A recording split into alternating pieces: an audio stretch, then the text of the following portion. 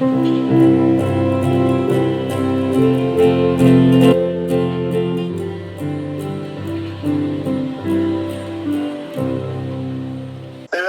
മഹത്വം ഉണ്ടാകട്ടെ. വീണ്ടും വരുന്നവനായ യേശുക്രിസ്തുവിന്റെ ധന്യനാമത്തിൽ എല്ലാ പ്രിയപ്പെട്ടവർക്കും ഞങ്ങളുടെ സ്നേഹ വന്ദനങ്ങളെ അറിയിക്കുന്നു. ഇന്നത്തെ നമ്മുടെ അല്പസമയത്തെ ചിന്തയ്ക്കും ധ്യാനത്തിനുമായി വിശുദ്ധ ലൂക്കോസ് എഴുതിയ സുവിശേഷം 12-ാം അധ്യായം 40-ാം വാക്യം നമുക്ക് വായിക്കാം. നിലയാത്ത നാഴികയിൽ മനുഷ്യപുത്രൻ വരുന്നത് കൊണ്ട് നിങ്ങളും ഒരുങ്ങിയിരിപ്പീൻ. യേശുക്രിസ്തുവിന്റെ രണ്ടാം വരവിനെ കുറിച്ച് കർത്താവ് തന്നെ പറഞ്ഞിരിക്കുന്ന ഒരു വാചകമാണ് ഇത്. ഇന്ന് ലോകത്തിൽ ജീവിക്കുന്ന ദൈവജനത്തിന്റെ പ്രത്യാശയാണ് യേശു വീണ്ടും വരും എന്നത്. കഷ്ടത്തിലും ദുഃഖത്തിലും ഇരിക്കുന്ന ഒരുവനെ ആശ്വസിപ്പിക്കുകയും നിരാശയിലും ക്ഷീണത്തിലും പ്രത്യാശയും ശക്തിയും നൽകുന്ന വേറെ ഒരു വിഷയവും ഇല്ല. കർത്താവിന് വേണ്ടി അധ്വാനിപ്പാനും ഉണർന്ന് ഒരുങ്ങി കാത്തിരിപ്പാനും ഒരു വിശ്വാസിയെ പ്രേരിപ്പിക്കുന്നത് ഇതത്രേ. മറ്റൊരു മതത്തിലും കാണപ്പെടാത്ത ഒരു വിലയേറിയ സത്യം ഒരു ദൈവപൈതലിനെ സംബന്ധിച്ചിടത്തോളം ജീവനുള്ള പ്രത്യാശയാണ് യേശു വീണ്ടും വരും എന്നത്. ഇന്നത്തെ ക്രൈസ്തവ നേതാക്കന്മാരിൽ പലരും ഇതിന്റെ യാഥാർത്ഥ്യത്തെ പറ്റി സംശയാലുക്കൾ ആണ്. എന്നാൽ വിശുദ്ധ വേദപുസ്തകം വിശ്വസിക്കുന്ന ഒരുവന് യേശു വീണ്ടും വരും എന്നതിൽ സംശയത്തിന്റെ കണിക പോലും ഉണ്ടായിരിക്കുകയില്ല. കർത്താവിന്റെ പുനരാഗമനത്തെ പറ്റി 198 വ്യക്തമായ പ്രവചന പ്രസ്താവനകൾ വേദപുസ്തകത്തിൽ തന്നെ നമുക്ക് കാണുവാൻ സാധിക്കും. യേശു വീണ്ടും വരുമെന്ന് എന്തുകൊണ്ട് വിശ്വസിക്കുന്നു? ഒന്ന്, യേശു തന്നെ അത് പ്രസ്താവിച്ചു. യോഹന്നാന്റെ സുവിശേഷം 14-ാം അധ്യായത്തിന്റെ 2-3 വാക്യങ്ങൾ നമ്മൾ വായിക്കുമ്പോൾ, എന്റെ പിതാവിന്റെ ഭവനത്തിൽ അനേക വാസസ്ഥലങ്ങളുണ്ട്, ഇല്ലെങ്കിൽ ഞാൻ നിങ്ങളോട് പറയുമായിരുന്നു, ഞാൻ നിങ്ങൾക്ക് സ്ഥലമൊരുക്കുവാൻ പോകുന്നു. ഞാൻ പോയി നിങ്ങൾക്ക് സ്ഥലമൊരുക്കിയാൽ ഞാൻ ഇരിക്കുന്നിടത്ത് നിങ്ങൾ ഇരിക്കേണ്ടതിന് പിന്നെയും വന്ന് നിങ്ങളെ എന്റെ അടുക്കൽ ചേർത്തുകൊള്ളും. ദൈവത്തിന് സ്തോത്രം. ഇത്ര മനോഹരമായ ഒരു ഉറപ്പ് കർത്താവായ യേശുക്രിസ്തുവിൽ നിന്നാണ് നമുക്ക് ലഭിക്കുന്നത്. യേശുക്രിസ്തു കള്ളം പറയുന്നില്ലോ, യേശു ഉറപ്പിച്ച് പറയുകയാണ്.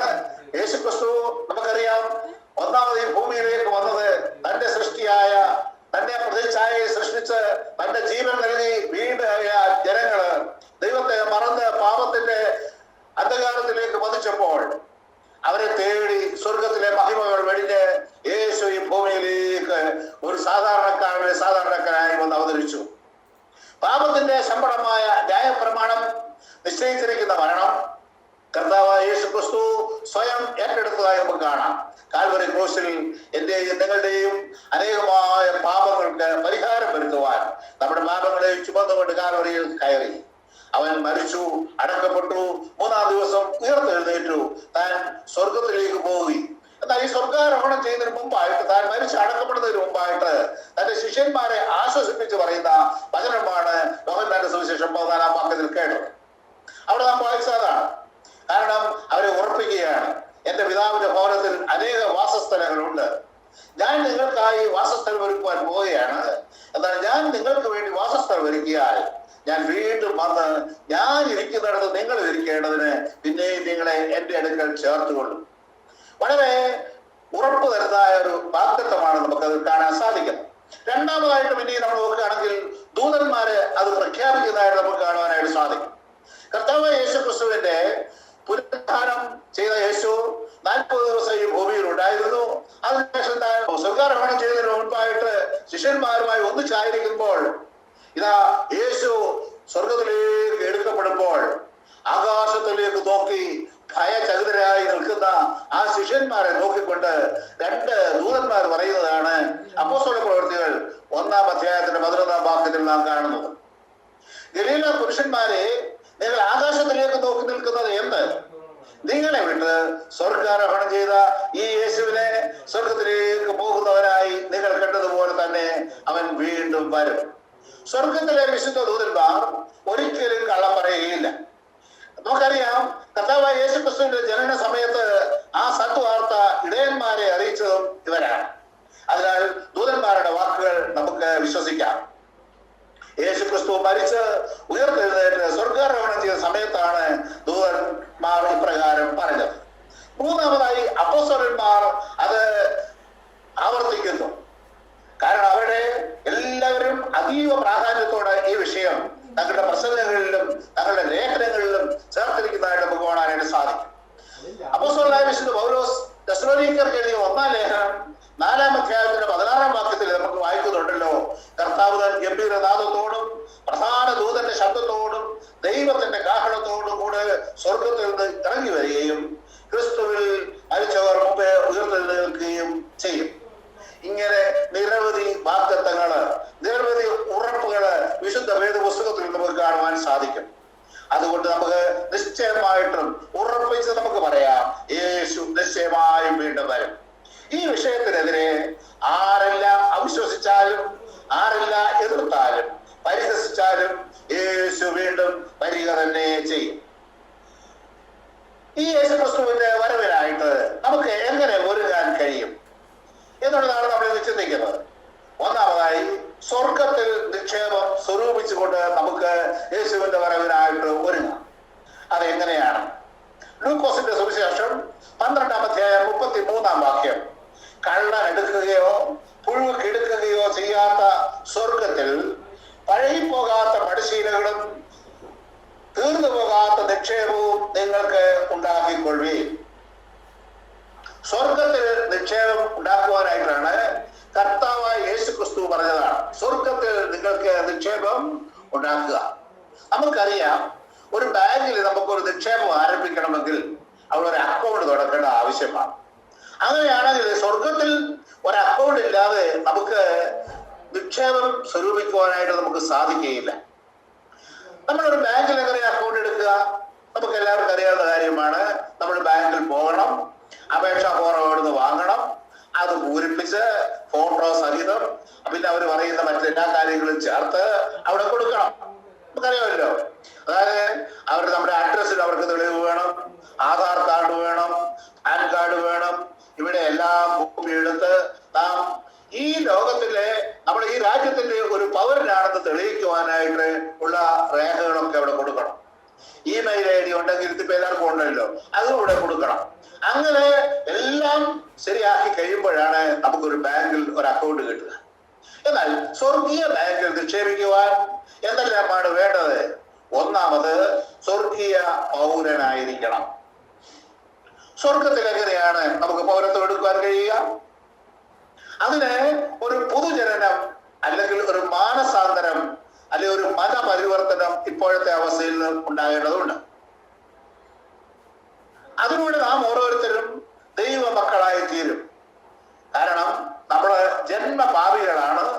ഈ പാപം നിറഞ്ഞ ലോകത്തില് നാം ജീവിക്കുമ്പോൾ നാം കർമ്മപാപികളുമാണ്. അപ്പോൾ ഈ പാപിയായ ഒരു മനുഷ്യന് സ്വർഗീയ പൗരത്വം കിട്ടുകയില്ല. അവൻ പാപമില്ലാത്തവൻ ആയിത്തീരണം. കർത്താവായ യേശു ക്രിസ്തു പാപികളായ മുഴുവൻ മാനവജാതിയെ രക്ഷിക്കുവാനായി സ്വർഗത്തിലെ സകല മഹിമകളും വെടിഞ്ഞ് ഈ ഭൂമിയിലേക്ക് വന്നു. നമ്മുടെ പാപവും ശാപവും രോഗവും എല്ലാം യേശു നമ്മുടെ പകരക്കാരനായി നമ്മെ വിടുവിപ്പാൻ നമുക്ക് സ്വർഗീയ പൗരത്വം നൽകുവാൻ ഏറ്റെടുത്തു. ഈ പാപത്തിന്റെ ഫലമായ മരണം നമുക്ക് വേണ്ടി യേശു സ്വീകരിച്ച് കാൽവരി ക്രൂശിൽ നിന്ദയും അപമാനവും പീഡനവും സഹിച്ച് മരിച്ചു. നമ്മെ ഓരോരുത്തരെയും, എന്നെ കേൾക്കുന്ന പ്രിയ സഹോദരങ്ങളെ, നിങ്ങളെ ഓരോരുത്തരെയും എന്നെയും ആ പാപത്തിൽ നിന്ന് വിടിയിപ്പാൻ യേശു നമ്മെ മരണത്തിൽ നിന്ന് നിത്യജീവനിലേക്ക് പ്രവേശിപ്പാൻ നമുക്ക് നിത്യജീവൻ നൽകുവാൻ യേശു മരിച്ചു. പിതാവായ ദൈവം പുത്രനായ ക്രിസ്തുവിനെ അതിനാണ് ഈ ഭൂമിയിലേക്ക് അയച്ചത്. തന്റെ ഏകജാതനായ പുത്രനിൽ വിശ്വസിക്കുന്ന ഏവനും നശിച്ചു പോകാതെ നിത്യജീവൻ പ്രാപിക്കേണ്ടതിന് ദൈവം അവന് നൽകുവാൻ തക്കോണം ലോകത്തെ സ്നേഹിച്ചു. യോഹന്നാന്റെ സുവിശേഷം 3-ാം അധ്യായത്തിൽ 16-ാം വാക്യമാണല്ലോ. യേശു മരിച്ച് അടക്കപ്പെട്ട് 3-ാം ദിവസം ഉയർത്തെഴുന്നേറ്റു. അവൻ സ്വർഗത്തിലേക്ക് പോയി. ഇന്ന് സ്വർഗത്തിൽ പിതാവിന്റെ സന്നിധിയിൽ യേശുവിൽ വിശ്വസിക്കുന്ന ഓരോരുത്തർക്കും വേണ്ടി മധ്യസ്ഥത ചെയ്യുന്ന ഒരു വലിയ ശുശ്രൂഷയാണ് യേശു ഇവിടെ ചെയ്യുന്നത്. നാം ജീവിക്കുമ്പോൾ തന്നെ ഈ പുതുജനനം അഥവാ മനപരിവർത്തനം അതല്ലെങ്കിൽ മാനസാന്തരപ്പെടേണ്ടത് ആവശ്യമാണ്. അത് നമ്മൾ വലിയ പണച്ചെലവുള്ള കാര്യങ്ങളൊന്നും അല്ല. നമുക്കറിയാമല്ലോ, ഇന്ന് നമ്മൾ പറയുക നമ്മുടെ മരണത്തിന് ശേഷം നമുക്ക് മോക്ഷം ലഭിക്കുവാൻ അല്ലെങ്കിൽ നമ്മൾ സ്വർഗത്തിൽ പോകുവാൻ ഒരു നിശ്ചിത ഫീസ് വെക്കുക, ഒരു 5 ലക്ഷം രൂപ കൊടുക്കാമെങ്കിൽ പ്രയാസം കൂടാതെ നിങ്ങളെ സ്വർഗത്തിൽ എത്തിക്കാം എന്ന് ആരെങ്കിലും ഒരു ഉറപ്പ് തന്നാൽ നമുക്കറിയാം ധാരാളം ആളുകൾ 5 ലക്ഷം രൂപയായിട്ട് ക്യൂ നിൽക്കും. എന്നാൽ പ്രിയ സഹോദരങ്ങളെ, സ്വർഗം അവകാശമാക്കുവാൻ ഒരു സ്വർഗീയ പൗരനായി തീരുവാൻ നമുക്ക് ഇപ്രകാരമുള്ള ചിലവുകളൊന്നും ആവശ്യമില്ല. നാം എന്താ ചെയ്യേണ്ടത്? നാം ഒരു പുതുജനനം, നാം ഒരു പ്രാവശ്യം ഭൂമിയിൽ ജനിച്ചവരാണ്. രണ്ടാമത് വീണ്ടും ജനനം എന്ന് പറയുന്നത് നമ്മുടെ മനസ്സിനുണ്ടാകുന്ന ഒരു മാറ്റം, മാനസാന്തരം, അതാണ് ഒരു പൊതുജനനം. അല്ലാതെ പണ്ട് നമുക്കറിയാം നിക്കോദീമോസ് യേശുവിനോട് ചോദിച്ച ചോദ്യമുണ്ട്, വീണ്ടും ഞാൻ അമ്മയുടെ ഉദരത്തിൽ കയറി ജനിക്കണമെന്നാണ് ചോദിച്ചത്. ഒരിക്കലും അല്ല. നമ്മുടെ ഈ പൊതുജനനം എന്ന് പറയുന്നത് നാം ആദാമ്യ സന്തതിയായിട്ട് ഈ ഭൂമിയിൽ വന്ന് ജനിച്ചിരിക്കുമ്പോൾ നാം എല്ലാവരും പാപികളാണ്. ഈ പാപലോകത്തിൽ യേശുവിനെ കൂടാതെ ജീവിക്കുന്ന ഓരോ വ്യക്തികളും പാപികളാണ്.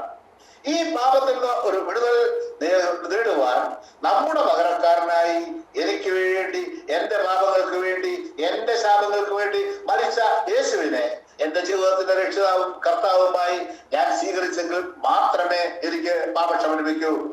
അങ്ങനെ ഞാൻ ചെയ്തെങ്കിൽ മാത്രമേ എനിക്ക് നിത്യജീവൻ ലഭിക്കുകയുള്ളൂ.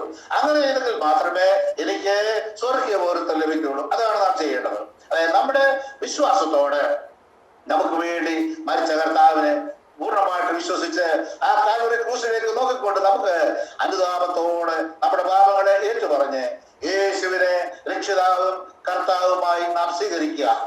യോഹന്നാന്റെ സുവിശേഷം 1-ാം അധ്യായത്തിന്റെ 12-ാം വാക്യത്തിൽ നമ്മളിങ്ങനെ വായിക്കുന്നത്, യേശുവിനെ കൈക്കൊണ്ട് അവന്റെ നാമത്തിൽ വിശ്വസിക്കുന്ന ഏവർക്കും ദൈവമക്കളാകുവാൻ അവൻ അധികാരം കൊടുത്തു. നോക്കുക, നമുക്ക് വേണ്ടി മരിച്ച് അടക്കപ്പെട്ട് ഉയർത്തെഴുന്നേറ്റ് ഇന്ന് സ്വർഗത്തിലായിരിക്കുന്ന ഈ യേശുവിനെ കൈക്കൊള്ളുക, അവനെ സ്വീകരിക്കുക. അവനെ നമ്മുടെ ജീവിതത്തിന്റെ രക്ഷിതാവും കർത്താവുമായി നാം സ്വീകരിച്ചുകൊണ്ട് സ്വീകരിക്കുന്ന നിമിഷത്തിൽ എന്താ സംഭവിക്കുന്നത്? നാം ദൈവമക്കൾ ആയിത്തീരുന്നു. ഇപ്രകാരം ഒരു ദൈവമൈതൽ ആയിത്തീരുവാൻ നേരത്തെ പറയുന്ന പണച്ചെലവ് ഒന്നും ആവശ്യമില്ല. നമ്മൾ അതിനുവേണ്ടി ഒരു പുണ്യസ്ഥലത്തും പോകേണ്ട ആവശ്യമില്ല. അതിനുവേണ്ടി നമ്മുടെ ശരീരത്തെ പീഡിപ്പിക്കേണ്ട ആവശ്യമൊന്നുമില്ല. നമ്മൾ ആകെപ്പാടെ ചെയ്യേണ്ട ഒരു കാര്യം എന്താണെന്ന് അറിയാമോ? ഒരു വിശ്വാസത്തോടെ ആത്മാർത്ഥതയോടെ ഒരു പ്രാർത്ഥന പ്രാർത്ഥിക്കാനേ ഉള്ളൂ. അതിപ്രകാരമാണ്, യേശുവേ ഞാൻ പാപിയാണെന്ന് സമ്മതിക്കുന്നു, എന്റെ പാപങ്ങൾക്ക് വേണ്ടി അവിടുന്ന് കാൽവരി ക്രൂശിൽ മരിച്ചു എന്ന് ഞാൻ വിശ്വസിക്കുന്നു. എന്റെ പാപങ്ങളെ ക്ഷമിച്ച് തിരുരക്തത്താൽ എന്നെ കഴുകി ശുദ്ധീകരിച്ച് എന്നെ നിന്റെ മകനാക്കി അല്ലെങ്കിൽ മകളാക്കി തീർക്കണമേ എന്ന് ആര് ആത്മാർത്ഥമായി ആഗ്രഹിച്ചുകൊണ്ട് പ്രാർത്ഥിക്കുന്നുവോ ആ നിമിഷം നിങ്ങൾ ഒരു ദൈവ മകനായി ദൈവ മകളായി അംഗീകരിക്കപ്പെടും. യാതൊരു സംശയമില്ല. ആ സമയത്ത് തന്നെ നിങ്ങളുടെ പേര് സ്വർഗത്തിൽ ജീവന്റെ പുസ്തകത്തിൽ രേഖപ്പെടുത്തും. എന്താണെന്ന് അറിയാമോ? സ്വർഗത്തിലൊരു പുസ്തകമുണ്ട്, ജീവന്റെ പുസ്തകം. കാരണം ചില പുസ്തകങ്ങൾ 3 പുസ്തകങ്ങളെ കുറിച്ചൊക്കെ നമുക്ക് പറയാൻ കഴിയും, പക്ഷെ ഇവിടെ ഇത് മാത്രമേ പറയുന്നുള്ളൂ. ജീവന്റെ പുസ്തകം എന്ന് പറയുന്ന പുസ്തകമുണ്ട്. ആ പുസ്തകത്തിന്റെ കസ്റ്റോഡിയൻ ദൈവം തന്നെയാണ്. അവിടെ ക്ലർക്കുമാരെ വെച്ച് ആരുമല്ല അത് കൈകാര്യം ചെയ്യുന്നത്. അവിടെ ഓഫീസ് സൂപ്രണ്ടന്മാരാരുമില്ല. നാം ഈ ഭൂമിയിലായിരിക്കുമ്പോൾ ഏത് സമയത്ത് ഏത് സ്ഥലത്ത് വെച്ച് എപ്പോൾ നാം നമ്മുടെ കർത്താവിനെ രക്ഷിതാവും കർത്താവുമായി സ്വീകരിക്കുന്നുവോ ആ നിമിഷം സ്വർഗത്തിലെ ദൈവം നമ്മുടെ പേര് ആ പുസ്തകത്തിൽ എഴുതി ചേർക്കും. പ്രിയപ്പെട്ടവരെ, എന്ത് അത്ഭുതകരമായ കാര്യമാണ്! നാം കർത്താവിന് വേണ്ടി നമ്മുടെ ഹൃദയം കൊടുത്ത്, യേശുവേ നീ എന്റെ ജീവിതത്തിന്റെ കർത്താവും രക്ഷിതാവുമായി എന്നിലേക്ക് വരണമേ എന്ന് അപേക്ഷിക്കുന്ന സമയം തന്നെ നമ്മുടെ പേര് ഇവന്റെ പുസ്തകത്തിൽ രേഖപ്പെടുത്തും. അതാണ് പേര് പറഞ്ഞു കൊടുക്കേണ്ട. അതിന് പള്ളിയിൽ നിന്നോ മറ്റുള്ളവരുള്ള കത്തുകളൊന്നും കൊടുക്കേണ്ട. കൃത്യമായിട്ട് ഈ ഭൂമിയിലായിരിക്കുന്ന സകലരുടെയും പേര് സ്വർഗത്തിൽ അറിയാം. അതുകൊണ്ട് നാം അതിനുവേണ്ടി ഒന്നും ചെയ്യേണ്ട ആവശ്യമില്ല. നമ്മുടെ ഐഡന്റിറ്റി ഒന്നും അവിടെ പ്രൂവ് ചെയ്യേണ്ട ആവശ്യമില്ല. എന്താണ്? അതായത് നമ്മുടെ അഡ്രസ്സും ഐഡന്റിറ്റിയും ഒന്നും കൊടുക്കേണ്ട. എല്ലാ വിവരവും അവിടെ ഉണ്ട്. ഇനിയും അപ്പോൾ നമ്മൾ നാം ഒരു ദൈവ പൈതലായി തീർന്നു. നമ്മുടെ പേര് ജീവന്റെ പുസ്തകത്തിലായി നാം സ്വർഗീയ പൗരനായി തീർന്നു. അപ്രകാരം നാം സ്വർഗീയ പൗരനായി തീരും. അപ്പോൾ നമുക്ക് അവിടെ അക്കൗണ്ടായി. ഇനിയും നമുക്ക് അവിടെ നിക്ഷേപിക്കാം. എന്താ നമ്മൾ നിക്ഷേപിക്കുക? ഇവിടെ ആണെങ്കിൽ നമുക്കറിയാം, പണമൊക്കെ കൊണ്ടുവന്ന് ആവശ്യം പറഞ്ഞ് നിക്ഷേപിക്കാം, അല്ലെങ്കിൽ ലോക്കറൊക്കെ എടുത്ത് സ്വർണ്ണമൊക്കെ കൊണ്ട് വെക്കാം, വില പിടിച്ചത് വല്ലതും വെക്കാം. എന്നാല് അവിടുത്തെ നിക്ഷേപം എന്താണ് എന്ന് നോക്കുക. കള്ളന്മാർ അപഹരിക്കുന്നതും പഴയി പോകുന്നതും തുരുമ്പെടുക്കുന്നതുമാണ് ഈ ലോകത്തിലെ നിക്ഷേപങ്ങളൊക്കെയും. എന്നാൽ സ്വർഗീയ ഭണ്ഡാരത്തിലെ നിക്ഷേപങ്ങൾ സുരക്ഷിതമാണ്. ഇന്ന് നമുക്കറിയാം, ഓൺലൈനിലായിട്ട് ഒരുപാട് തട്ടിപ്പുകൾ നടക്കുന്നുണ്ട്, ധാരാളം പണം അപഹരിച്ചു പോകുന്നുണ്ട്. എന്നാൽ സ്വർഗത്തിലെ നിക്ഷേപത്തിന് ഇതൊന്നും ഒരു കാലത്തും ബാധിക്കുകയില്ല. ദൈവകൽപ്പന ഉള്ളിൽ സംഗ്രഹിക്കുന്നത് ഗുപ്തമായ നിക്ഷേപമായി സ്വർഗം സ്വീകരിക്കുന്നു. ദൈവത്തിന്റെ കൽപ്പന നമ്മുടെ ഹൃദയങ്ങളിൽ നമ്മളത് സംഗ്രഹിക്കുന്നത് തന്നെ ഒരു നിക്ഷേപമാണ്. സദൃശവാക്യങ്ങൾ 2 മുതൽ 4 വരെയുള്ള വാക്യങ്ങൾ അതിനെ കുറിച്ച് കാണുന്നുണ്ട്. ദൈവവചനം പൊന്നിനേക്കാളും തങ്കത്തെക്കാളും ശ്രേഷ്ഠമായ നിക്ഷേപമായിരിക്കും. നമുക്ക് 19 സങ്കീർത്തനത്തിന്റെ 10-ാം വാക്യത്തിൽ അത് കാണുന്നുണ്ട്. ആ ദൈവവചനം നാം പഠിക്കുമ്പോൾ, ദൈവവചനം നാം ഉൾക്കൊണ്ട് കഴിയുമ്പോൾ അത് നമ്മുടെ സ്വർഗത്തിലെ ഒരു നിക്ഷേപമായി മാറും. യഹോവ ഭക്തി ഉത്തമമായ നിക്ഷേപമാണെന്ന് യെശയ്യാ പ്രവചനം 33:6 പറയുന്നുണ്ട്. പിന്നെ മറ്റത്, ക്രിസ്തുവിന് വേണ്ടി നിന്ദയും അപമാനവും പീഡയും സഹിക്കുന്നത് വലിയ നിക്ഷേപമായി സ്വർഗം സ്വീകരിക്കും. നമുക്കറിയാം, ഇന്ന് ക്രിസ്തീയ മിഷണറിമാരും പിന്നെ അതുപോലെ ദൈവജനവും ധാരാളം പീഡനങ്ങളിലൂടെ കടന്നു പോകുന്ന ഒരു സമയമാണ്. എന്നാൽ കർത്താവിന് വേണ്ടി ഈ നിന്ദയും പരിഹാസവും പീഡനവും അത് കേൾക്കുമ്പോൾ ഒരു കാര്യമുണ്ട്: ഈ ലോകത്തിൽ നാം നിന്ദിക്കപ്പെടാം, നാം പീഡിപ്പിക്കപ്പെടാം, എന്തെല്ലാം പ്രശ്നങ്ങളുമുണ്ടെങ്കിൽ സ്വർഗത്തിൽ നമ്മുടെ നിക്ഷേപം ഏറ്റവും വലിയതായിരിക്കും എന്നുള്ളൊരു സംശയമൊന്നുമില്ല. എബ്രായ ലേഖനം അത് 11-ാം അധ്യായത്തിൽ 26-ാം വാക്യത്തിൽ നമുക്കത് കാണാം. മാത്രമല്ല, അടുത്തതായിട്ട് ദൈവം നമുക്ക് തന്നിരിക്കുന്ന കഴിവുകൾ. ചിലർക്ക് നന്നായി പാടാനുള്ള കഴിവുണ്ട്, ചിലർക്ക് നന്നായി പ്രസംഗിക്കാനുള്ള കഴിവുണ്ട്, പ്രാർത്ഥിക്കുവാനുള്ള കഴിവുണ്ട്, ദൈവ ആവശ്യങ്ങൾക്ക് വേണ്ടി സാമ്പത്തികമായിട്ട് സഹായിക്കുവാനുള്ള കഴിവുണ്ട്. വ്യത്യസ്തമായ കഴിവുകൾ നമുക്ക് ഓരോരുത്തർക്കും നൽകപ്പെട്ടിരിക്കുന്നു. ഒരു കഴിവില്ലാത്തതായിട്ട് ആരുമില്ല. അപ്പോൾ ദൈവം നമുക്ക് തന്നിരിക്കുന്ന കഴിവുകള്, നമ്മുടെ ധനം, ഇവയൊക്കെയും ദൈവത്തിന് വേണ്ടി, ദൈവനാമ മഹത്വത്തിന് വേണ്ടി, ദൈവരാജ്യത്തിന്റെ വിസ്തൃതിക്ക് വേണ്ടി നാം ചെലവഴിക്കുമ്പോൾ അത് സ്വർഗത്തിൽ വലിയ നിക്ഷേപമായിരിക്കും. അടുത്തതായിട്ട് പറയാനുള്ളത്, കർത്താവിന് വേണ്ടി ആത്മാക്കളെ നേടുക. എങ്ങനെ ആത്മാക്കളെ നേടും? ഞാനും നിങ്ങളും ദൈവവചനം കേട്ടു, യേശുവിനെ സ്വന്തം കർത്താവുമായി സ്വീകരിച്ചു. നമ്മുടെ ജീവിതത്തിൽ ഒരു വലിയ സന്തോഷമുണ്ട്. കഴിഞ്ഞ നാളുകളിലെ നിരാശയിലെ, പ്രതീക്ഷയില്ലാതെ, ലക്ഷ്യബോധമില്ലാതെ ജീവിച്ച സ്ഥാനത്ത് കർത്താവ് നമ്മുടെ ഹൃദയത്തിലേക്ക് വന്നപ്പോൾ നമ്മുടെ ജീവിതത്തെ പാടെ മാറ്റി. അസ്വസ്ഥതയെല്ലാം നമ്മുടെ ഹൃദയത്തിൽ നിന്ന് മാറിപ്പോയി. സ്വർഗീയ സമാധാനം കൊണ്ട് നമ്മളെ നിറച്ചു. ഒരു വലിയ പ്രത്യാശയുടെ ഉടമസ്ഥനാക്കി നമ്മളെ തീർത്തു. ഈ സന്തോഷം, ഞാൻ നിങ്ങൾ അനുഭവിക്കുന്ന സന്തോഷം മറ്റുള്ളവരുമായി പങ്കുവയ്ക്കുമ്പോൾ, കാരണം ചിലപ്പം നമ്മുടെ ജീവിതത്തിൽ ഒരു അനുഭവ സാക്ഷ്യമായിരിക്കും മറ്റൊരാൾക്ക് യേശുവിനെ സ്വീകരിക്കാൻ ഒരു മുഖാന്തരമായി തീരുന്നത്. ചിലപ്പോൾ നമ്മുടെ ഒരു പ്രസംഗമായിരിക്കും ചിലരെ കർത്താവിലേക്ക് നയിക്കുന്നത്. അപ്പോൾ ദൈവം നമുക്ക് തന്നിരിക്കുന്ന ഈ കഴിവുകള് അപ്രകാരം ദൈവനാമത്തിന്റെ മഹത്വത്തിന് വേണ്ടി നാം വിനിയോഗിക്കുമ്പോൾ അത് കർത്താവ് സ്വീകരിക്കും. ഈ കർത്താവിന് വേണ്ടി നാം ചെയ്യുന്നത് ഒന്നും വെറുതെ അല്ല കേട്ടോ. ഇതിനൊക്കെ ഇരട്ടി മടങ്ങായിട്ട് കർത്താവ് നമുക്ക് ഇങ്ങോട്ട് തിരിച്ചു തരുന്നവനാണ്. കാരണം എന്താ പറയാമോ? കർത്താവ് ആരുടെയും കടക്കാരനല്ല. ഈ പ്രപഞ്ചം മുഴുവൻ അവൻ്റെതാണ്. അവനാരോട് കടം മേടിക്കേണ്ട ആവശ്യമില്ല. ഒരു പ്രവർത്തനത്തിനും കർത്താവിന് ആരോട് കടം മേടിക്കേണ്ട ആവശ്യമില്ല. ഈ ഭൂമിയും അതിലുള്ളത് മുഴുവൻ കർത്താവിൻ്റെതാണ്. അതുകൊണ്ട് പ്രിയപ്പെട്ടവരെ, നാം കർത്താവിന് വേണ്ടി നമ്മുടെ കഴിവുകള്, നമ്മുടെ ധനം ഒക്കെ ചെലവഴിക്കുമ്പോൾ ആ കർത്താവ് ഇരട്ടിയായിട്ട്, മടങ്ങായിട്ട് അവൻ നമുക്ക് തിരിച്ചു തരും എന്നുള്ളത് എനിക്ക് യാതൊരു സംശയമില്ല. പിന്നെ അടുത്തതായിട്ട് പറയുമ്പോൾ, സഹായം അർഹിക്കുന്ന ആളുകളും നമ്മുടെ ചുറ്റുപാടുകളിലുണ്ട്. അങ്ങനെയുള്ളവരെ ആത്മാർത്ഥമായിട്ട് അവരെ ഒന്ന് സഹായിക്കുന്നത് അത് വളരെ സ്വർഗത്തിൽ പ്രതിഫലം ലഭിക്കുന്നതാണ്. നമുക്കറിയാമല്ലോ, ആ ബൈബിൾ വായിക്കുന്നുണ്ട്, എന്റെ നാമത്തിൽ ഒരു ഗ്ലാസ് പച്ചവെള്ളം കൊടുത്താൽ പോലും, എന്താ പറഞ്ഞത്, ദൈവനാമത്തില് നമ്മുടെ ഭവനത്തിൽ കയറി വരുന്ന ഒരു സുവിശേഷകന് ഒരു ഗ്ലാസ് വെള്ളം കൊടുത്താൽ പോലും അതിന്റെ പ്രതിഫലം നമുക്ക് സ്വർഗത്തിലുണ്ട്. അപ്പൊ നോക്കുക, ഒരു ഗ്ലാസ് വെള്ളത്തിന് പ്രതിഫലം ഉണ്ടെങ്കിൽ നാം ചെയ്യുന്ന മറ്റു കാര്യങ്ങൾക്ക് എന്തുമാത്രം പ്രതിഫലം നമുക്ക് ലഭിക്കും? ഈ പ്രതിഫലമൊക്കെ നമുക്ക് തരുന്ന ഒരു ദിവസമുണ്ട്. എന്താ അറിയാമോ? കർത്താവ് മധ്യാകാശത്തിൽ വരുമ്പോൾ, കർത്താവ് തന്റെ സഭയെ ചേർക്കുമ്പോൾ, 7 വർഷക്കാലം തന്റെ വിശുദ്ധന്മാർ സ്വർഗത്തിലായിരിക്കുമ്പോൾ അവിടെ നടക്കുന്ന ഒരു പ്രധാന ചടങ്ങാണ്. എന്താണെന്നറിയാമോ? ഈ ഭൂമിയിൽ കർത്താവിന് വേണ്ടി നമ്മൾ ചെയ്ത പ്രവർത്തനങ്ങളൊക്കെ വിലയിരുത്തിക്കൊണ്ട് അവിടെ വലിയ പ്രതിഫലത്തിന്റെ വിതരണമാണ്. കിരീടങ്ങളാണ് തരുന്നത്. രത്നങ്ങൾ പതിച്ച വലിയ കിരീടങ്ങളാണ് തരുന്നത്. ഈ കിരീടധാരികളായിട്ട് നാം അവിടെ കാണപ്പെടും, പ്രിയപ്പെട്ടവരെ. അതുകൊണ്ട് കർത്താവ് നമ്മെ കുറിച്ച് ആഗ്രഹിക്കുന്നത് ഇപ്രകാരമുള്ള നിക്ഷേപങ്ങള് ഈ ലോകത്തിൽ നാം ജീവിക്കുമ്പോൾ കർത്താവിന് വേണ്ടി നമുക്ക് സ്വർഗത്തിൽ നിക്ഷേപിക്കാം.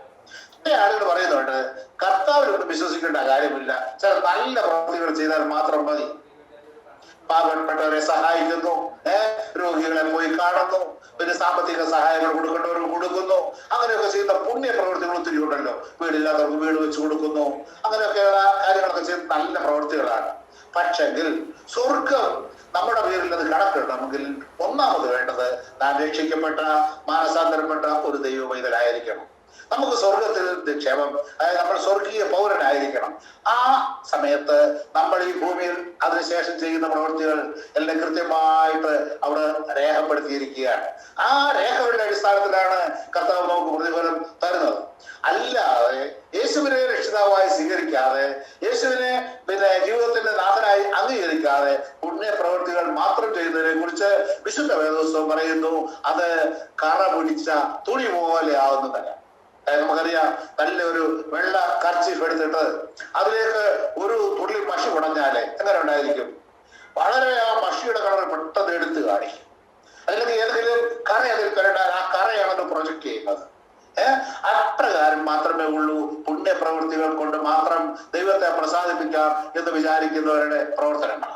അതുകൊണ്ട് എന്താണ്, നാം ദൈവസന്നിധിയിലെ ദൈവം നമുക്ക് നൽകിയിരിക്കുന്ന എല്ലാ ദൈവമക്കളായി സ്വർഗത്തിൽ നിക്ഷേപം സ്വരൂപിച്ചുകൊണ്ട് കർത്താവിന്റെ വരവിന് വേണ്ടി നമുക്ക് ഒരുങ്ങാം.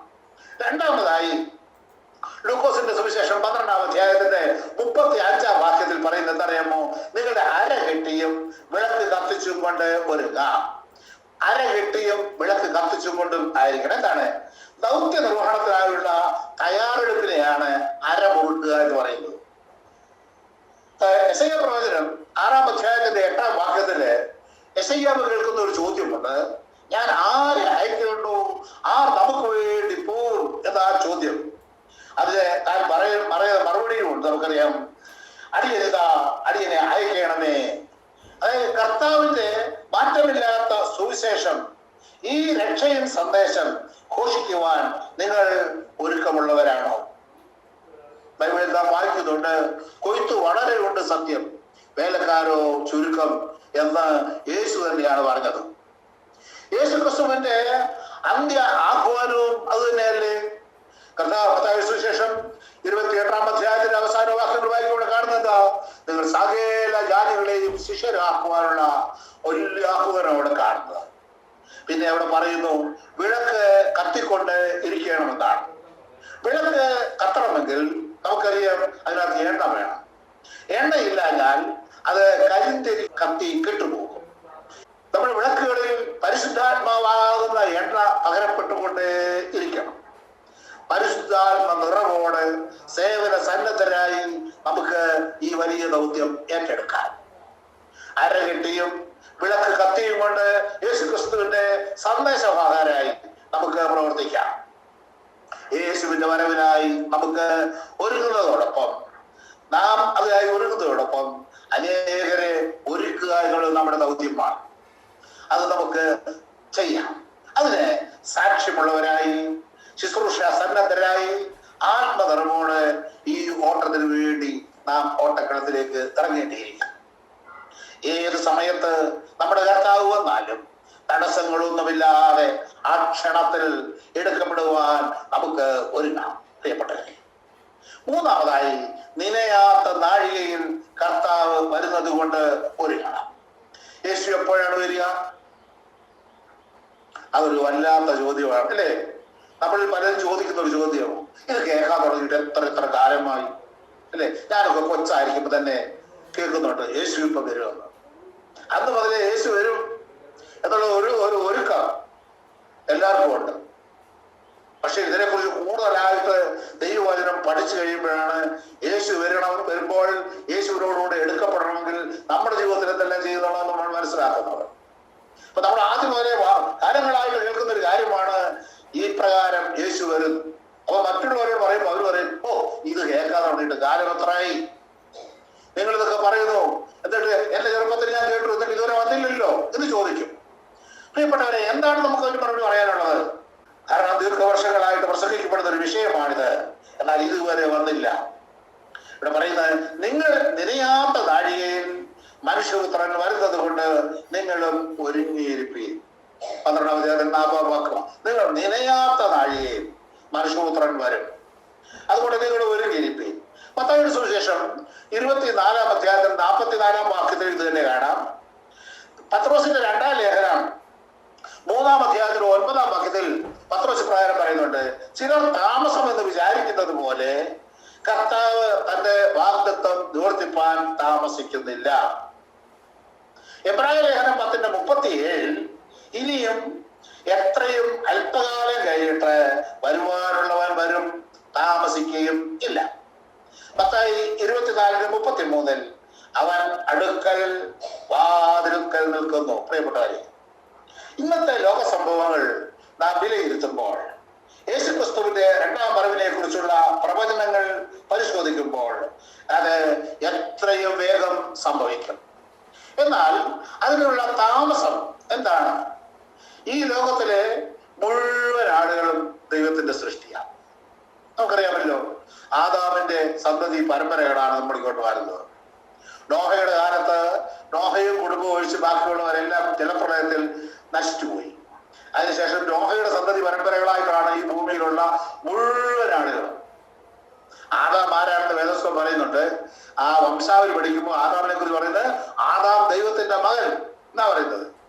ദൈവത്തിന്റെ മകനായി ദൈവം സൃഷ്ടിച്ചതാണ് ആദാമിനെ. അവന്റെ സന്തതി പരമ്പരകൾ പാപം ചെയ്ത് ദൈവത്തിൽ നിന്ന് അകന്നുപോയി. എന്നാൽ യേശു ക്രിസ്തു ക്രിസ്ത്യാനികളുടെ ദൈവം അല്ല. യേശു ക്രിസ്തു ഒരു പ്രത്യേക മതക്കാരുടെ ദൈവം അല്ല. അവൻ യഹൂദന്റെ ദൈവമല്ല. യേശു ക്രിസ്തു മുഴുവൻ മാനവജാതിയുടെയും ദൈവമാണ്. അതുകൊണ്ട് താൻ ആഗ്രഹിക്കുന്ന ഒരു കാര്യം എന്താണെന്ന് അറിയാമോ? തന്റെ മക്കളിൽ ഒരാൾ പോലും നഷ്ടപ്പെടരുത്. മുഴുവൻ ആളുകളും രക്ഷയുടെ ഈ സന്തോഷ സുവിശേഷം അറിയണം. അവരെല്ലാവരും രക്ഷിക്കപ്പെട്ട ദൈവമക്കളായി തീരണം. അതിനുള്ള അവസരം ലോകത്തെ മുഴുവൻ സുവിശേഷീകരിക്കാനുള്ള, ഇത് ഒടുവിലെ ഞങ്ങൾ ഇങ്ങനെ ഒരു സംഭവം അറിഞ്ഞിട്ട് ഇല്ലല്ലോ എന്നാരും പറയാനിടയാകരുത്. അതിനുള്ള ദൈവം അവസരം നീട്ടി കൊടുത്തിരിക്കുകയാണ്. അതുകൊണ്ട് കർത്താവ് നിശ്ചയമായും വരും. ഈ നാടുകളിലെ വിശുദ്ധ വേദപുസ്തകത്തിലെ പ്രവചന സത്യങ്ങളൊക്കെയും നാം പരിശോധിക്കുകയും പഠിക്കുകയും ചെയ്യുമ്പോൾ, നമ്മുടെ ചുറ്റുപാടിൽ നടക്കുന്ന സംഭവ വികാസങ്ങളൊക്കെയും നാം വിലയിരുത്തുമ്പോൾ ആ നാളും നാഴികയും ഏറ്റവും അടുത്തിരിക്കുന്നു എന്ന് നമുക്ക് മനസ്സിലാക്കുവാനായിട്ട് സാധിക്കും. കാരണം തന്റെ സൃഷ്ടികളിൽ ആരും നിത്യനരകത്തിന് അവകാശികളായി തീരുവാൻ കർത്താവ് ആഗ്രഹിക്കുന്നില്ല. എല്ലാവരും മാനസാന്തരപ്പെടണമെന്ന് യേശു ആഗ്രഹിക്കുന്നു. അതിനാൽ തന്റെ വരവ് താമസിക്കുന്നു. അവന്റെ വരവിനെ കുറിച്ച് യേശു തന്നെ പറഞ്ഞ വാക്കുകൾ മത്തായി 24:36 വാക്യത്തിൽ കാണുന്നുണ്ട്.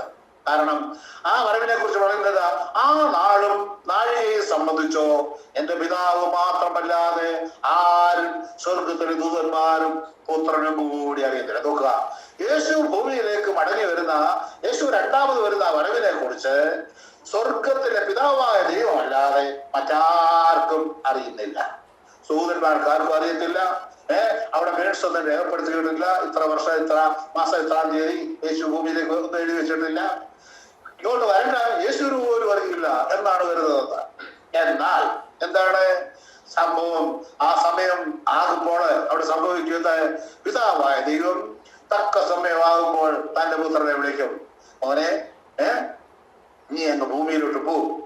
നീ പണ്ടൊന്ന് പോയതല്ലേ, നീ പോയി നിന്റെ ജീവൻ കാൽവരി ക്രൂശിൽ അർപ്പിച്ചിട്ട് നിന്റെ രക്തത്താൽ നീ വീണ്ടെടുത്ത, നിന്റെ വചനം കേട്ട് മാനസാന്തരപ്പെട്ട ഭൂമിയിലുള്ള നിന്റെ മക്കള് അവരാരാ? ആ മണവാളന്റെ മണവാട്ടിയാണ്. ആ മണവാട്ടിയെ കൂട്ടിക്കൊണ്ട് വാ എന്ന് പറഞ്ഞു വിടുന്ന ഒരു ദിവസമുണ്ട്. ആ ദിവസമാണ് കർത്താവ് മധ്യാകാശത്തിലേക്ക് വരുമ്പോൾ കാഹളം ധ്വനിക്കും. നമ്മൾ വായിച്ചു കേട്ടല്ലോ. ആ ദിവസം അത് മറ്റാർക്കും അറിയില്ല. അതുകൊണ്ടാണ് നാം എപ്പോഴും ഉണർന്നിരിക്കണം എന്ന് പറയുന്നത്. സഭയാ മണവാട്ടി അന്ന് മണവാളനായ ക്രിസ്തുവിനോടൊപ്പം സ്വർഗതലങ്ങളിലേക്ക് എടുക്കപ്പെടും. പ്രിയ സഹോദരങ്ങളെ, നിലയാത്ത നാഴികയിൽ നമ്മുടെ കർത്താവ് വരും. അതിനാൽ സദാസമയവും നമുക്ക് ഒരുങ്ങി കാത്തിരിക്കാം. അവസാനമായി വാതിൽ അടയ്ക്കപ്പെടുമെന്നതിനാൽ നാം ഒരുങ്ങി കാത്തിരിക്കാം. മത്തായിയുടെ സുവിശേഷം 25-ാം അധ്യായത്തിന്റെ 10-ാം വാക്യം. ഇന്ന് നാം കൃപായുഗത്തിലാണ് പ്രിയപ്പെട്ടവരെ ജീവിക്കുന്നത്. ദൈവം മനുഷ്യനോട് ദയ കാണിക്കുന്ന, അതല്ലെങ്കിൽ ധാരാളം കൃപ കാണിക്കുന്ന ഒരു സമയമാണ് ഈ സമയം. അതായത് കൃപ എന്ന് പറഞ്ഞാൽ അർഹതയില്ലാത്ത ദാനമാണല്ലോ കൃപ. അപ്പോ അർഹതയില്ലാത്ത മനുഷ്യവർഗത്തിന് ദൈവമക്കളായി തീരാനുള്ള അർഹത കാൽവരി ക്രൂസിലെ മരണത്തിലൂടെ യേശു ഒരുക്കിയിരിക്കുകയാണ്.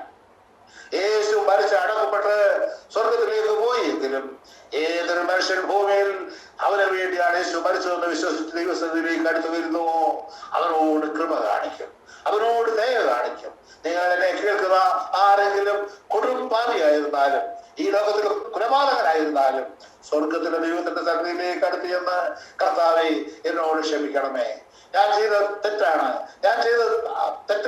ഇനി ഞാനത് ഒരിക്കലും ആവർത്തിക്കുകയില്ല, നിന്റെ മകനായി ജീവിക്കുവാൻ ഞാൻ ആഗ്രഹിക്കുന്നു, എന്നോട് ക്ഷമിക്കണമേ എന്ന് പറഞ്ഞ് യേശുവിനെ നമ്മുടെ ഹൃദയത്തിലേക്ക് സ്വീകരിക്കുന്നുവെങ്കിൽ നിശ്ചയമായും നമ്മുടെ പാപങ്ങൾ അതിനേക്കാൾ പോലെ കടിച്ചുമായിരുന്നാലും ഇവ പോലെ ആക്കി തീർക്കുന്നവനാണ് നമ്മുടെ കർത്താവ്.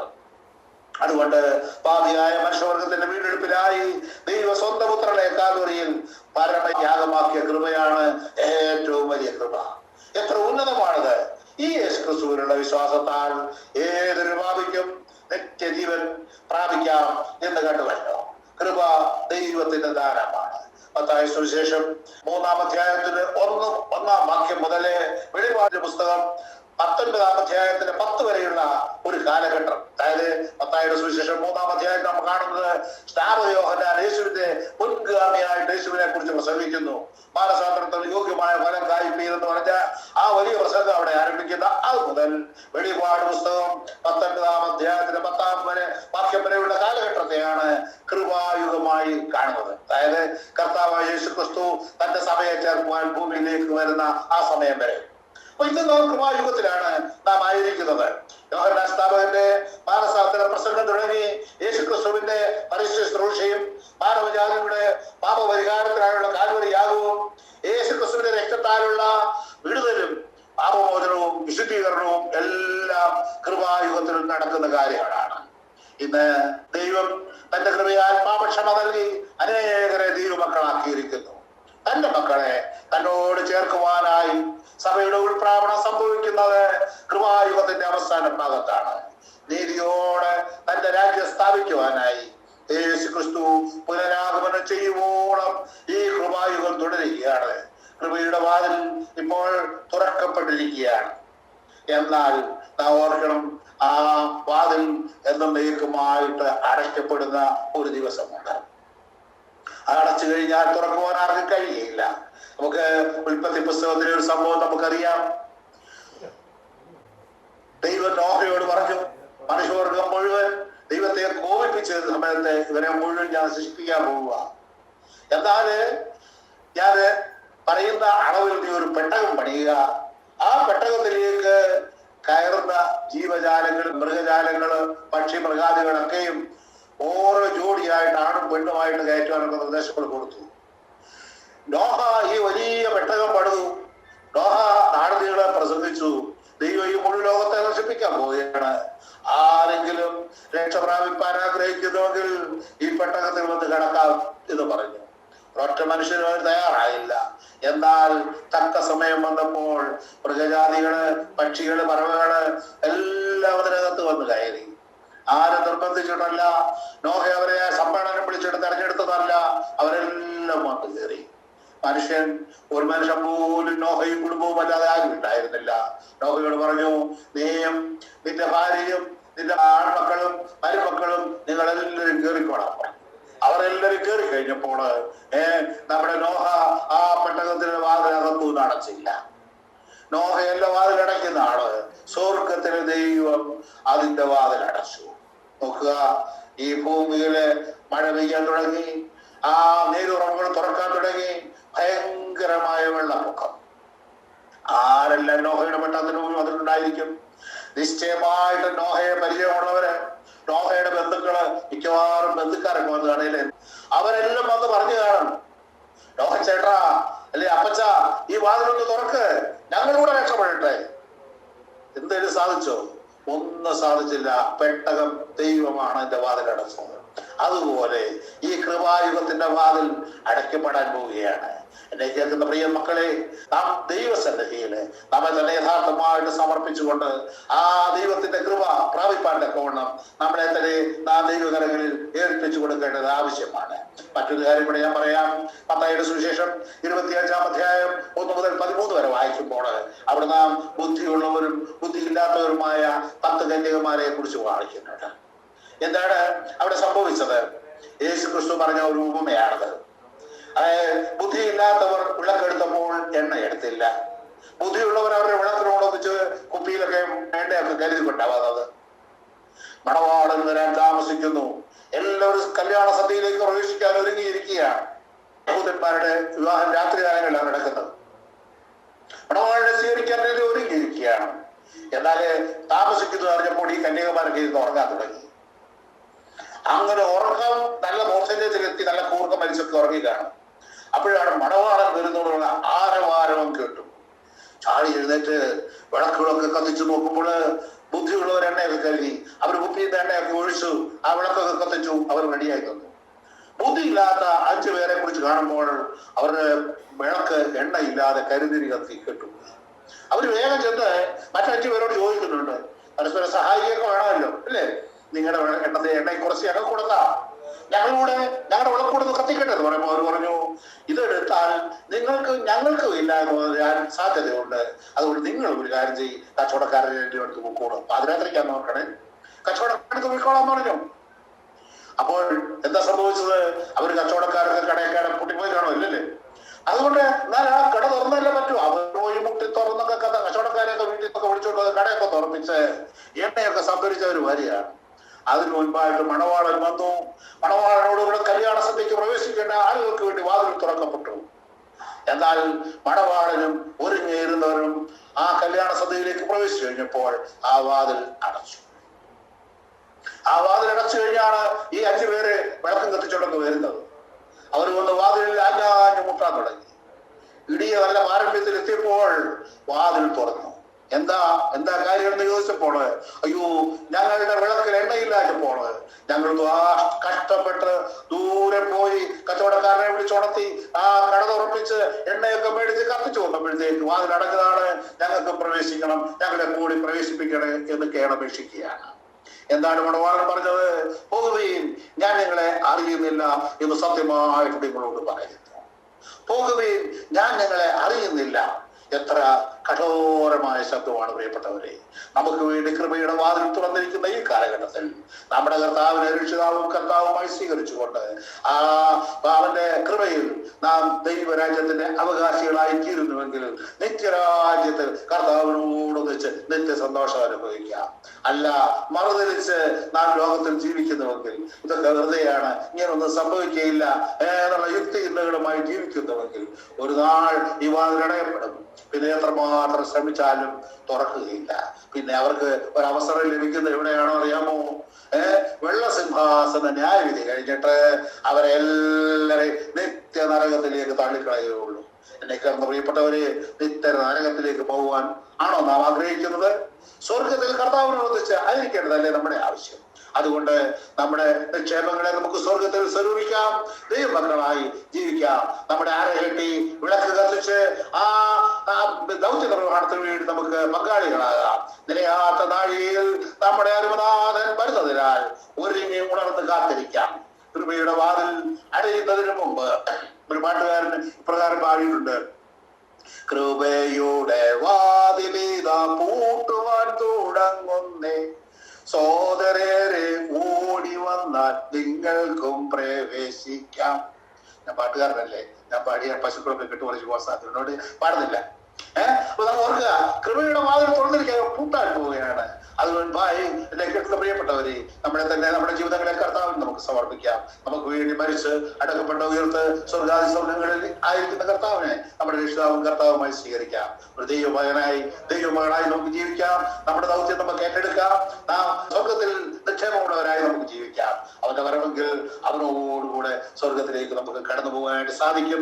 ഉദയദാതകന്മാരെ പോലെ അവസരം നഷ്ടപ്പെടുത്താതെ ദൈവമക്കളായി വിശുദ്ധിയോടെ ആത്മധർമ്മോടെ നമുക്ക് ജീവിക്കാം. അതിനായി ദൈവം തന്നെ പരിശുദ്ധാത്മാവിനാൽ നമ്മെ എല്ലാവരെയും സഹായിക്കുമാറാകട്ടെ. ആമേൻ. നമുക്ക് പ്രാർത്ഥിക്കാം. പരിശുദ്ധനായ ഞങ്ങളുടെ ദൈവമേ, സ്വർഗ്ഗീയ പിതാവേ, മനോഹരമായ സമയത്തിനായിട്ട് ഞങ്ങൾ അങ്ങേ സ്തുതിക്കുന്നവരോട് സ്തോത്രം ചെയ്യുന്നു.